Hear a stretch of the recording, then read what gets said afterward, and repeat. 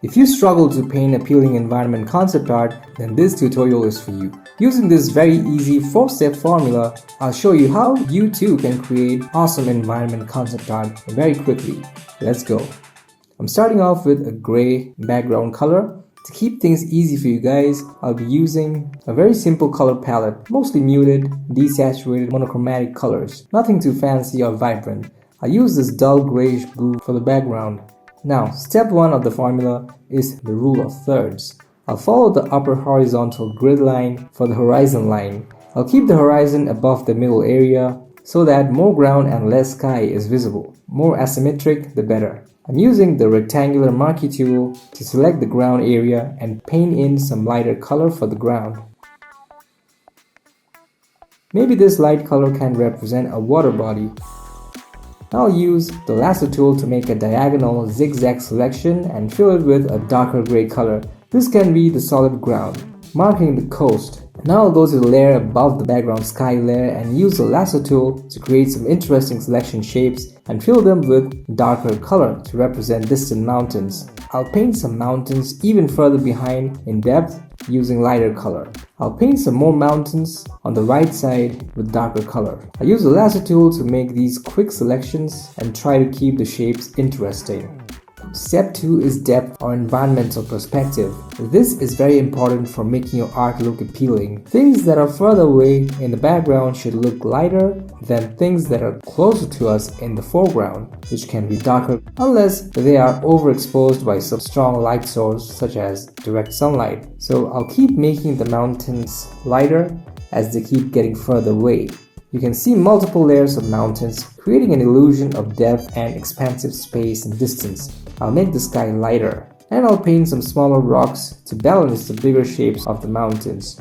Now to quickly add some texture and dimension to these mountains, I'll bring in an image of an actual mountain from my personal image library and repurpose its texture. I'll use hue saturation and levels adjustment to make the image grayscale and high contrast. Then I'll bring it right above the flat base layer of the mountain and set it to clipping mask. Set it to multiply blending mode and scale it up so that more of the rocky mountain texture is visible. And I'll repeat this process with the mountains on the right as well. Next I'll go to the water layer and use a texture brush to paint some vertical reflections of the mountains. This creates an illusion of water. Now to give this scene a better focal point, I'll create a high contrast area of focus by painting some bright shades in the sky. An interesting play of dramatic clouds in the sky makes the background more dynamic. Now to complement the light in the sky, I'll paint some highlights in the mountains below the multiply texture layer so that the shadows remain intact. I'll make the highlight color a little warmer and I'll paint in some additional shadows to break the flow a little. Now similarly, I'll paint some simple shadow strokes on the background mountains as well. Now to take this whole thing to a new level, I'll paint some soft clouds and fogs between the different layers of mountains to create a dramatic, moody atmosphere. You already have a very interesting background.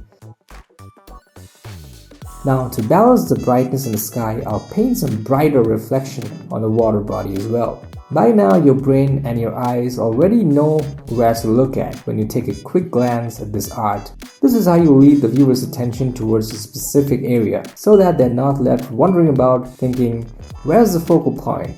Where exactly am I supposed to look? This can lead to uneasiness and ultimately a not so appealing artwork to look at and enjoy. Now, step 3 of the formula is leading lines. So we already have a few leading lines in place created by the angle of elevation of the mountains and the coastline. But we also have a huge negative space, which is the solid ground in the foreground. I'm going to turn this into a wet muddy ground with water puddles. I'll use a lasso tool to create some pointy, sharp and curved shapes to represent mud tracks and paint them with slightly darker color. And then I'll make some more similar selections above and paint them with brighter colors to represent puddles. These puddles will not only break the negative space into smaller shapes, but also balance the composition by complementing the water body and the sky with its smaller, brighter patches of puddles. The strong, bright reflection of the water body will continue into the mainland through these puddles. All these mud tracks and puddles create further leading lines that guide the viewer's attention towards the central area of focus. Next, I'll use a smaller shaped brush to paint some tiny shapes, random dots, dashes, and spots to simulate the more realistic chaos of the real world. These can represent smaller puddles, rocks, stones, dead trees, branches, fences, or other man-made objects, even human settlements in the distance. And to make it more human and livable, I'll paint some small areas of light or fire to indicate some sort of civilization. And then I'll paint some reflection of these fires on the puddles, which at this point looks pretty large in scale, so they can be streams or river delta as well. Now to give this monochrome scene a more colorful facelift, I'll use a color adjustment layer to make it slightly warmer, and then use a new layer in overlay mode to paint some dark blue vignette gradient from below in foreground, and some bright warm colors in the sky to indicate more of a dusk time.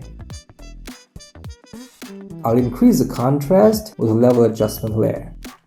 Finally, step 4 of the formula is creating a compositional balance by blocking the foreground using a large object, maybe a protagonist, following the rule of thirds to lead the viewer's attention towards whatever the protagonist is looking at or heading towards, which is the point of focus in the distant background. For this, I'll look through my personal image library and bring in an image of a knight riding a horse from a back 3/4 angle view. As a concept artist, it is very important to have your own collection of stock library or assets such as human silhouettes, mountains and tree shapes, textures, and different kinds of image references to quickly substitute for manual tedious labor and focus more on directional tasks such as framing, composition, balance, visual development, lighting, and storytelling. I'll make the foreground character darker and paint some bright, strong rim lights in the front so that it blends with the scene nicely.